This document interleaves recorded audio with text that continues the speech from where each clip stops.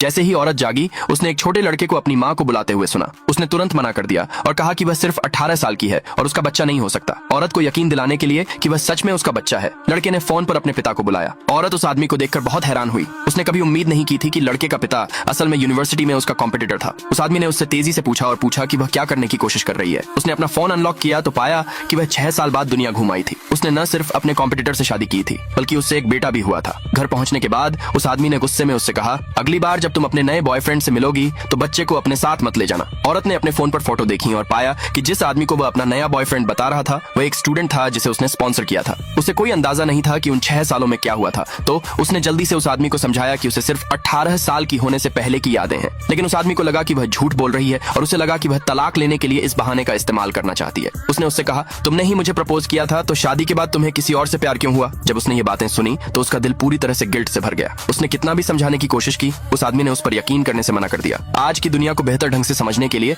उसने एक ट्रिप पर जाने का फैसला किया। उसके बेटे को लगा कि वह उसे फिर से छोड़कर चली जाएगी और उसने उससे न जाने की गुजारिश की। अपने बेटे को दिलासा देने के लिए उसने उसे अपने साथ ट्रिप पर ले जाने का प्रपोजल दिया। लड़का खुशी खुशी मान गया। जब नौकरानी ने देखा कि औरत लड़के के साथ जा रही है तो उसने तुरंत उस आदमी को इसकी खबर दी। ये जानकर आदमी को गुस्सा आया। उसने सोचा कि औरत उनके परिवार को छोड़ रही है, इसलिए वह तुरंत उस होटल में गया जिसे उसने बुक किया था। उसी समय औरत ने अपने बेटे को अपने साथ सोने के लिए बुलाया। लड़का अपनी माँ का प्यार महसूस करके खुशी से भर गया। जब आदमी ने कमरे का दरवाजा खोला तो उसने देखा कि माँ और बेटा दोनों सो गए थे। अचानक लड़के को एक बुरा सपना आया और उसका पूरा शरीर कांपने लगा। आदमी तुरंत अपने बेटे के पास भागा और उसकी आवाज से औरत जाग गई। अपने बेटे की हालत देखकर वह जल्दी से उसे दिलासा देने गई और कहा, माँ तुम्हारे पास ही है और तुम्हें डरने की जरूरत नहीं है। उसकी बातें सुनकर लड़का धीरे धीरे शांत हो गया। आदमी को लगा कि उसकी पत्नी पहले जैसी नहीं रही। अपनी पत्नी और बेटे को जो फिर से सो गए थे घूरते हुए उसने आ भरी और सोचा कि काश जिंदगी हमेशा ऐसी ही रहती। दिन में पूरा परिवार खाने के लिए एक रेस्टोरेंट में गया, लेकिन उसके नए बॉयफ्रेंड ने उन्हें देख लिया और सोचा कि औरत उसके पीछे यहाँ आ गई है। तभी औरत ने गलती से अपनी ड्रेस गंदी कर ली, इसलिए वह दाग साफ करने के लिए टॉयलेट चली गई। उसका नया बॉयफ्रेंड अचानक आ गया और उसका रास्ता रोक लिया। औरत ने उसे न जानने का नाटक किया, लेकिन नार्सिसिस्टिक बॉयफ्रेंड को लगा कि वह जानबूझकर अपने पति को परेशान करने के लिए उसे यहाँ लाई है। जब वे बहस कर रहे थे